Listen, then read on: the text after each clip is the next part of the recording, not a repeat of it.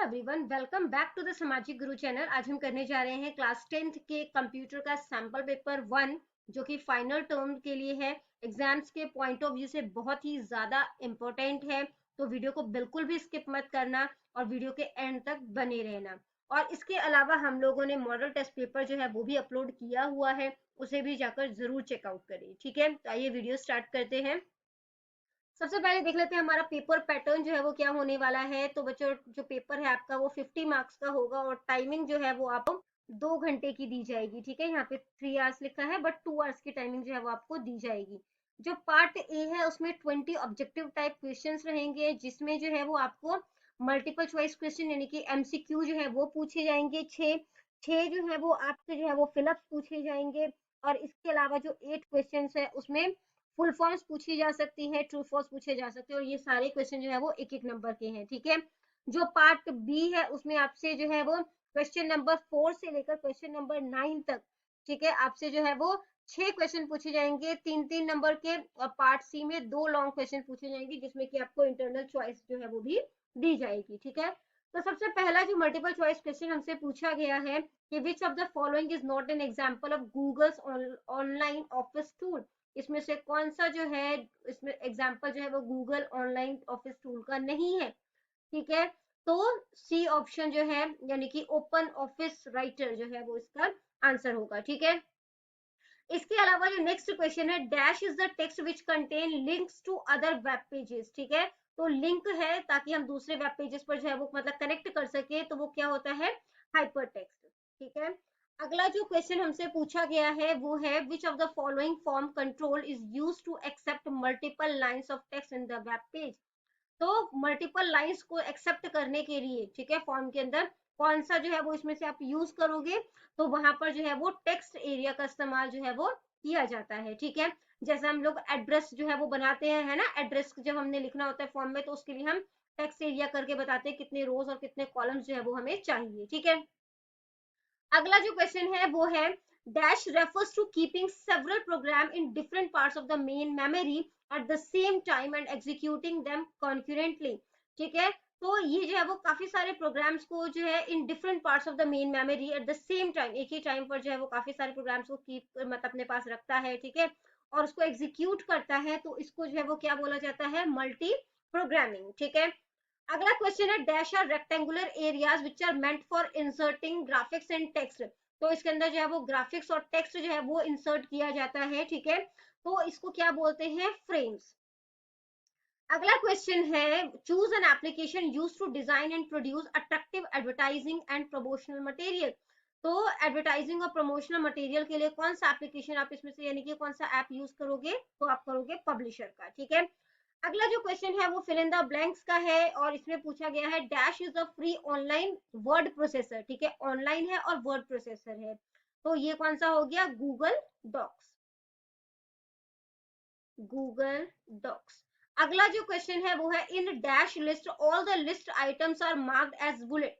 कौन से लिस्ट में जितने भी लिस्ट आइटम होते हैं वो बुलेट्स के फॉर्म में शो होते हैं, जैसे ये डिस्क के फॉर्म में शो हो रहा है, ये सर्कल के फॉर्म में शो हो रहा है, ठीक है, स्क्वायर के फॉर्म में शो हो रहा है, तो कौन सा जो है वो होगा, तो यहाँ पर जो है ये कौन सा होता है, अनऑर्डर्ड लिस्ट। ठीक है, क्योंकि यहाँ पे हमें कोई फर्क नहीं पड़ता कि कोई भी नंबर जो है वो पहले आ जाए और कोई भी बाद में आ जाए। अगला जो क्वेश्चन है वो है dash is nothing but prioritising task for website completion. तो वेबसाइट का जो काम है उसको खत्म करने के लिए इसको जो प्रायोरिटी जो है वो दी जा रही है। ठीक है, तो प्रायोरिटाइज किया जा रहा है, क्या है, प्लानिंग। तो सबसे पहले आप लोग वेबसाइट को बनाने के लिए प्लानिंग ही करोगे, तो प्लानिंग हो जाएगा। ठीक है, अगला जो कि ये एक मैकेनिज्म है या वे ऑफ कंट्रोल है, ठीक है, ताकि हम जो है वो प्रोग्राम पे के जो एक्सेस है उसका प्रोसेस है और user to the resource defined by computer system. Basically किसी कोई अनऑथोराइज जो है उससे जो है वो अपने कंप्यूटर के डेटा को जो है वो प्रोटेक्ट करना है, तो उसको हम लोग क्या कहते हैं, प्रोटेक्शन। ठीक है, इसका आंसर जो है वो क्या हो जाएगा, प्रोटेक्शन। अगला जो फिलअप है वो है dash is the use of the computer and software to create visual display. ठीक है, ऐसा डिस्प्ले जो देख सके ऑफ आइडियाज एंड इन्फॉर्मेशन। तो आइडियाज और इन्फॉर्मेशन को जो है वो बेसिकली आप दिखा सको, तो इसको जो है वो हम लोग क्या किसके थ्रू जो है वो दिखा सकते हैं, डेस्कटॉप पब्लिकेशन के थ्रू। ठीक है, या कह सकते हो डेस्कटॉप पब्लिशिंग के थ्रू। ठीक है। अगला जो फिलअप पूछा गया है वो है कि बिजनेस कार्ड्स और cards bearing business information about है। तो बिजनेस कार्ड में किन किन की इंफॉर्मेशन होती है? एक तो उस पर्सन की इंफॉर्मेशन होगी जिसका भी वो बिजनेस है, ठीक है, और दूसरा उस ऑर्गेनाइजेशन की।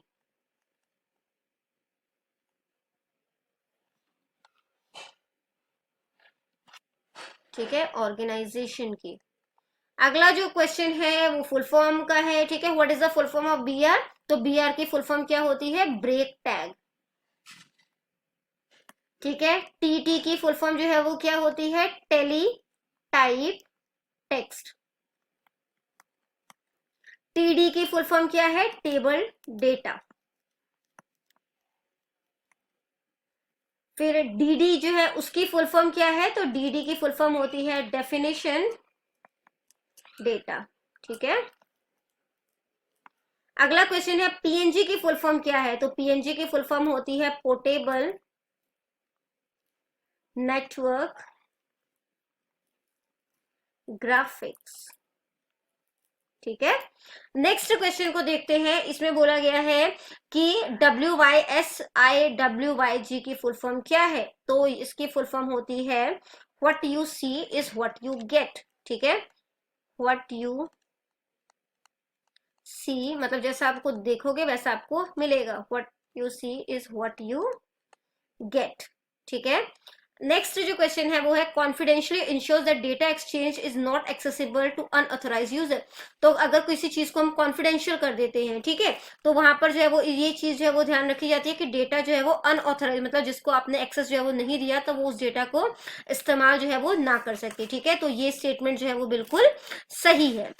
अगला जो क्वेश्चन है वो है एक compliment card is a piece of card. तो कॉम्प्लीमेंट कार्ड जो है वो पीस ऑफ कार्ड होता है या हाई क्वालिटी पेपर होता है जिसको कि एडवर्टाइजिंग के लिए जो है वो यूज किया जाता है। तो ये गलत है। ठीक है। पार्ट बी पे आ जाते हैं। गूगल डॉक्स क्या है उसको एक्सप्लेन करना है। तो गूगल डॉक्स जो है वो एक फ्री ऑनलाइन वर्ड प्रोसेसर है। ठीक है। It is a web based document management application for creating and editing document. तो ये डॉक्यूमेंट वगैरह को क्रिएट करने के लिए, ठीक है, उसमें एडिट यानी कि चेंजेस वगैरह लाने के लिए इसका इस्तेमाल किया जाता है। It help us in real time online word processing.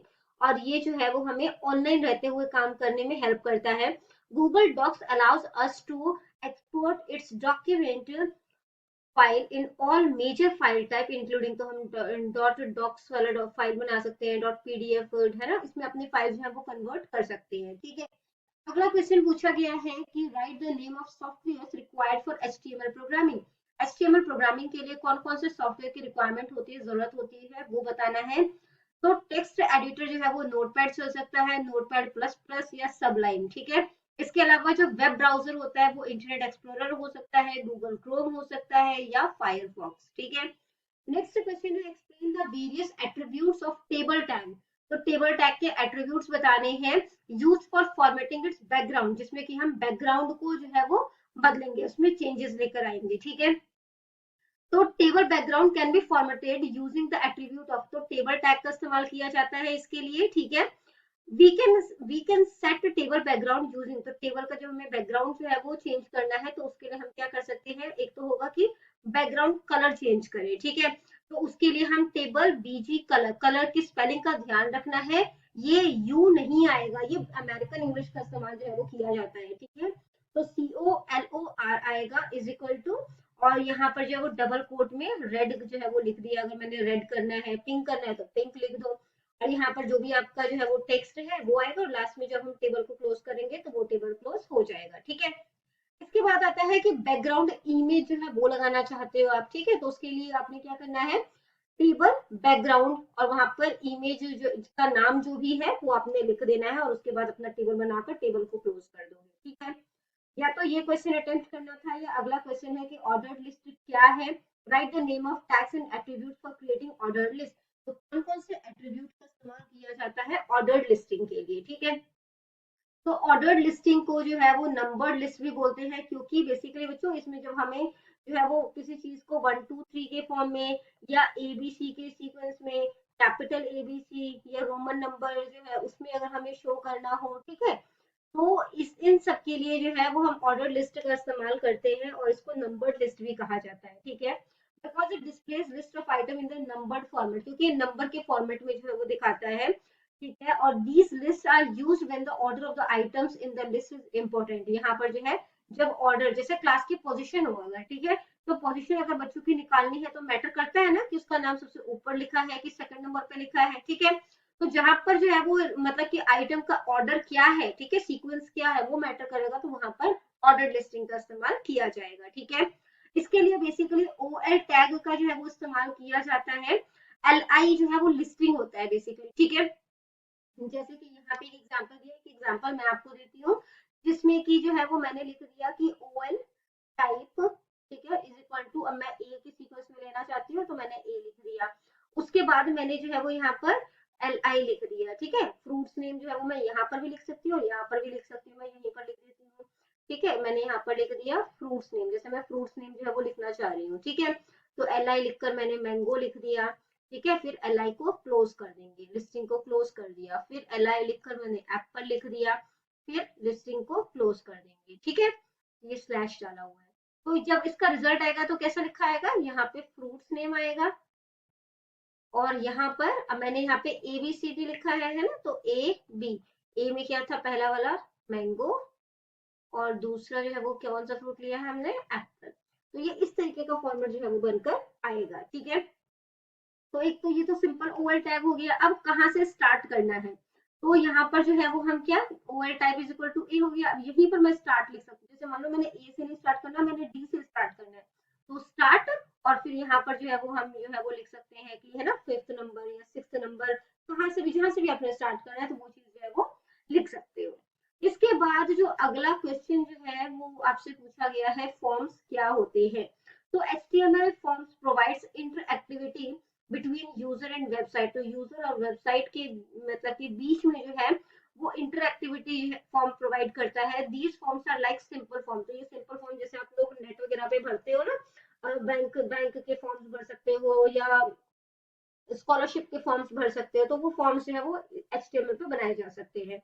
They are use to get data from the user. तो ये यूजर से डेटा जो है वो ले लेता है, जैसे रजिस्ट्रेशन इन्फॉर्मेशन, ठीक है, उसमें क्या क्या name, email address, credit card, इन सब की detail. A form can input from the user. तो जो एक यूजर होगा वो फॉर्म को भर देगा, then it will be posted. और उसके बाद जो है जो उसने डेटा फिल किया है जब उसको वो पोस्ट करेगा तो वो कहाँ पे चला जाएगा, वेब सर्वर पे, ठीक है। At the web server, server side script यानी कि जो ASP है या PHP है, process the forms data, store it in database. उसके बाद वो वेब सर्वर से जो है वो किसमें चला जाएगा, डेटाबेस में चला जाएगा, ठीक है। या तो नेक्स्ट क्वेश्चन अटेम्प्ट करो कि following are the what are the different type of buttons used in HTML form. HTML form में कौन कौन से बटन जो है वो इस्तेमाल किए जाते हैं। तो सबमिट बटन का इस्तेमाल किया जाता है फॉर्म को सबमिट करने के लिए, रीसेट बटन का इस्तेमाल किया जाता है फॉर्म को वापस से स्टार्टिंग पोजीशन पे लाने के लिए, ठीक है।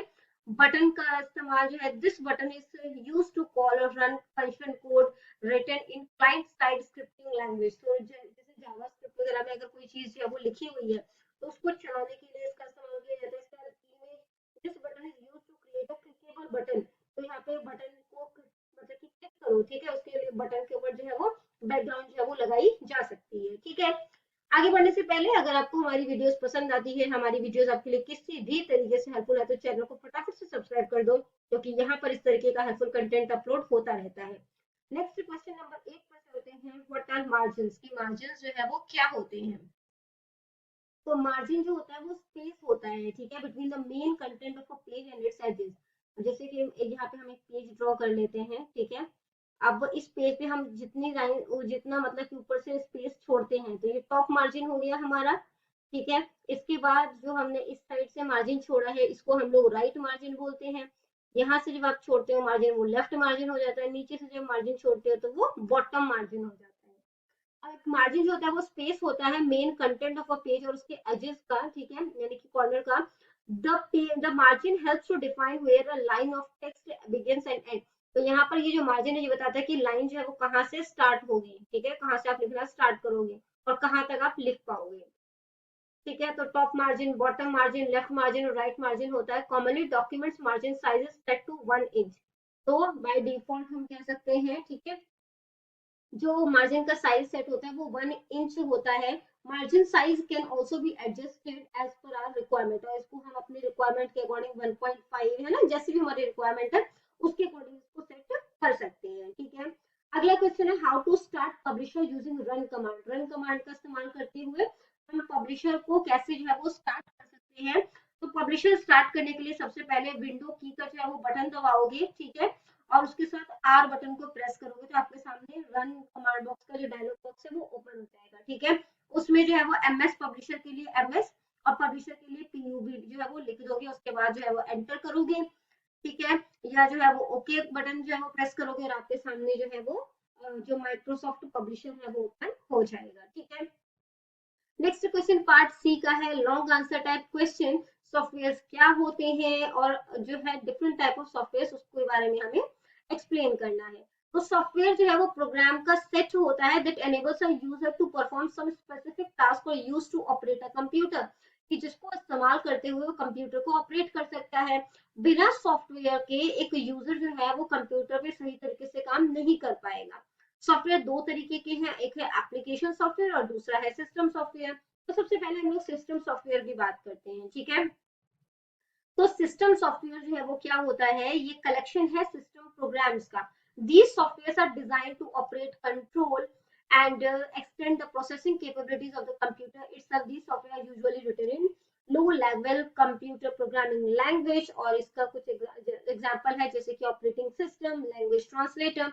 तो बेसिकली सिस्टम सॉफ्टवेयर जो है वो क्या होता है कि आपको जो है वो केपेबल बनाता है कि आप कंप्यूटर को प्रॉपर तरीके से इस्तेमाल कर सके, और ये लो लेवल कंप्यूटर प्रोग्रामिंग लैंग्वेजेस में लिखा जाता है। और इसका एग्जांपल जो है वो ऑपरेटिंग सिस्टम है। ऑपरेटिंग सिस्टम कौन से है, जैसे कि आपका हो गया विंडोज, लिनक्स, तो ये सब जो है वो ऑपरेटिंग सिस्टम है। ठीक है, अगला आ जाता है एप्लीकेशन सॉफ्टवेयर। एप्लीकेशन सॉफ्टवेयर जो है उसे एंड यूजर एप्लीकेशन भी कहा जाता है। These software are mostly design and develop to perform specific task for user. तो ये बेसिकली कोई स्पेसिफिक काम यानी कोई फिक्स काम जो है वो यूजर को जो है वो कर सके उसके लिए ये बनाया जाता है। ठीक है, जैसे कोरल ड्रॉ, तो ये डिजाइनिंग जो है वो मतलब कि यूजर कर सके उसके लिए वो बनाया गया है। ठीक है, इसी तरीके से टैली, तो टैली जो है वो अकाउंट्स के काम को करने के लिए बनाया गया है। These software are usually written in ये high level programming languages में लिखे जाते हैं। Application software cannot run without the support of operating system। अब कोई भी एप्लीकेशन सॉफ्टवेयर जो है बिना ऑपरेटिंग सिस्टम के रन हो ही नहीं सकता। अब इमेजिन करो कि आपके कंप्यूटर में विंडोज नहीं है, ठीक है, तो आपका कंप्यूटर जो है वो किस तरीके से कोरल ड्रॉ जो है वो दिखाएगा। सबसे पहला इंटरफेस यानी सबसे पहले जो हमें दिखाई देगा जब हम कंप्यूटर ऑन करेंगे तो वो ऑपरेटिंग सिस्टम ही होगा। ठीक है, उसके बाद हम एप्लीकेशन सॉफ्टवेयर पे जो है वो जाएंगे। तो कुछ एप्लीकेशन सॉफ्टवेयर के नाम जो है जैसे मैंने आपको बताया कोरल ड्रॉ हो सकता है, ठीक है, टैली है, MS Word, Excel, PowerPoint हो सकते हैं। या तो नेक्स्ट क्वेश्चन है कि ऑफलाइन और ऑनलाइन ऑफिस टूल जो है वो क्या है, उनके बीच में डिफरेंस बताना है। तो ऑफलाइन जो है उसके लिए कोई इंटरनेट कनेक्शन की जरूरत नहीं है, जबकि ऑनलाइन ऑफिस टूल के लिए इंटरनेट कनेक्शन की जरूरत होगी। ठीक है, files created in offline office tools are stored in the local storage. अब क्योंकि ऑफलाइन काम हो रहा है तो यहाँ पर लोकल स्टोरेज में जो है वो जो भी डेटा होगा वो सेव हो जाएगा। यहाँ पर जो डेटा है वो क्लाउड स्टोरेज में सेव होगा। ठीक है, files can be accessed only on the local computer. अब जिस कंप्यूटर में काम कर रहे थे उसी कंप्यूटर में इसका डेटा मिलेगा। ठीक है, तो ये ऑफलाइन काम कर रहे थे। जबकि अगर आप ऑनलाइन स्टोरेज में मतलब कि आपका डेटा जो है वो सेव है, आप वर्ल्ड के कहीं भी बैठे हो मतलब किसी भी कोने में बैठे हो तो आपको वो डेटा जो है वो रिसीव हो सकता है। ठीक है, फाइल जो है वो आप ऑफलाइन जो है वो फाइल को शेयर जो है वो नहीं कर पाओगे, जबकि यहाँ पर जो है यानी कि ऑनलाइन ऑफिस टूल्स के थ्रू आप फाइल को शेयर इजीली कर पाओगे। ठीक है, multiple people can not work easily on the same file. एक ही फाइल पर दो या दो से ज्यादा लोग जो है वो काम नहीं कर सकते, जबकि यहाँ पर काफी ज्यादा लोग जो है वो काम एक ही फाइल पर कर सकते हैं। एग्जाम्पल है MS Word, Excel, PowerPoint. और ऑनलाइन ऑफिस टूल का है गूगल डॉक्स, गूगल शीट। ठीक है, Google Docs basically MS Word जैसे काम करता है। ठीक है, गूगल शीट जो है वो एक्सेल जैसे काम करता है, गूगल स्लाइड जो है वो पावर पॉइंट की तरह काम करता है। ठीक है, अगला क्वेश्चन जो है वो है मल्टी प्रोसेसिंग ऑपरेटिंग सिस्टम क्या है उसको एक्सप्लेन करो। तो multi processing system is used to describe interconnected computer with two और मोर सीपीयू। तो यहाँ पे कंप्यूटर जो है वो दो या दो से ज्यादा सीपीयू से जो है वो कनेक्टेड होते हैं। These systems have the ability to simultaneously execute several programs। तो ये एक ही टाइम पे काफी सारे प्रोग्राम जो है उस पर काम कर सकता है। और in such a system instruction from different and independent program can be process simultaneously by different CPU. और अलग अलग सीपीयू जो है वो अलग अलग काम करने में जो है वो बेसिकली हेल्प कर सकता है। तो दो तरीके के हैं multiprocessing, tightly coupled system और loosely coupled system. These systems are also known as parallel processing operating system। तो जो टाइटली कपल्ड सिस्टम है उसको पैरेलल प्रोसेसिंग ऑपरेटिंग सिस्टम भी कहा जाता है। और इस सिस्टम में there is a single primary memory, एक ही प्राइमरी मेमोरी होती है जो कि सभी प्रोसेसर इस्तेमाल कर रहे हैं, ठीक है। जबकि जो लूजली कपल्ड सिस्टम है इसको डिस्ट्रीब्यूटेड ऑपरेटिंग सिस्टम कहा जाता है। और in this system each processor has its own local memory, और यहाँ पर सबके पास अपनी लोकल मेमोरी होती है, ठीक है। अगला जो क्वेश्चन है और ये लास्ट क्वेश्चन है इस सैंपल पेपर का, right the difference between the single user and multi user operating system. तो सिंगल यूजर और मल्टी यूजर ऑपरेटिंग सिस्टम में क्या डिफरेंस है? जो सिंगल यूजर ऑपरेटिंग सिस्टम होता है उसमें केवल एक यूजर ही जो है वो एक टाइम पे काम कर पाता है, जबकि मल्टी यूजर नाम से पता चल रहा है एक से ज्यादा यूजर जो है वो यहाँ पर काम एक बार में कर पाते हैं। All the resources are allocated to a single user of the system. जितने भी रिसोर्सेज हैं, ठीक है, जैसे जो कीबोर्ड इसके साथ अटैच है, जो माउस अटैच है, वो सिर्फ एक ही पर्सन इस्तेमाल कर पाएगा। जितने भी यहाँ पर रिसोर्सेज है वो मल्टीपल यूजर्स इस्तेमाल कर पाएंगे, ठीक है। इसके बाद यहाँ पे जो प्रोसेसिंग ऑफ सिस्टम है वो फास्ट होगा, ठीक है, क्योंकि अकेला पर्सन काम कर रहा है। यहाँ पर प्रोसेसिंग जो है वो स्लो होगी। These systems are simplistic and easy to design. तो सिंगल यूजर ऑपरेटिंग सिस्टम बनाना आसान है, सिंपल है, डिजाइन करना आसान है, जबकि वहीं पर मल्टी यूजर ऑपरेटिंग सिस्टम जो है वो कॉम्प्लिकेटेड हो जाएगा, डिजाइन करना भी डिफिकल्ट हो जाएगा। Types of single user operating system are, तो कैसे कैसे इसके मतलब कि कह सकते हैं कि सिंगल यूजर ऑपरेटिंग सिस्टम के टाइप्स क्या क्या है। तो सिंगल यूजर सिंगल टास्क, एक बार में एक यूजर जो है वो एक ही काम कर रहा है। सिंगल यूजर मल्टीटास्क, एक बार में यूजर जो है वो दो या दो से ज्यादा काम कर रहा है, ठीक है। जबकि जो मल्टी यूजर ऑपरेटिंग सिस्टम है उनके टाइप के मतलब टाइप्स क्या है, तो टाइम शेयरिंग ऑपरेटिंग सिस्टम है और डिस्ट्रीब्यूटेड ऑपरेटिंग सिस्टम है। Example single user operating system के एमएस डॉस, विंडोज हो सकता है, पर्सनल कंप्यूटर जो है, ठीक है। इसके अलावा जो मल्टी यूजर ऑपरेटिंग सिस्टम है उसका जो एग्जांपल है वो है मेन फ्रेम कंप्यूटर, जैसे कि आईबीएम वगैरह से रिलीज होता है, ठीक है।